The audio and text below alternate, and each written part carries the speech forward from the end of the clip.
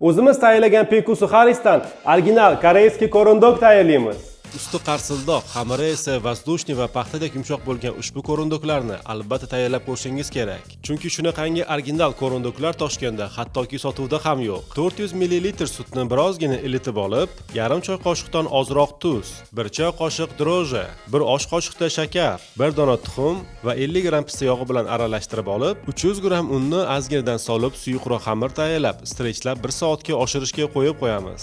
Korondok uchun gauda siridan foydalansangiz ham cho'ziladi, ham mozzarella'ga nisbatan ancha mazaliroq chiqadi. Siri me'yorida bo'lsin deganlar uchun sosiskalarni cheeseburgerni siri bilan o'rab chiqsak juda ham mazali chiqadi. Zagotovka qilib olib qovurishni boshlaymiz. Korondok, kartoshka fri, KFC, gumma, pirojki, chakchak, bo'g'irsoq va shunga o'xshagan taomlarni fritter yog'ida qovuraman, sababi fritter yog'i ancha barakali bo'lib, pista yog'iga nisbatan qayta uzoq muddat qo'llansa bo'ladi. Korondoklarni avval xamir bilan bir tekisda o'rab olib, undan so'ng o'zimiz tayyorlagan penku suxaris bilan panirovka qilib, yog'ni o'rtacha olovda qizdirib, tillarang qilib qovurib olsak, korondoklarimiz tayyor.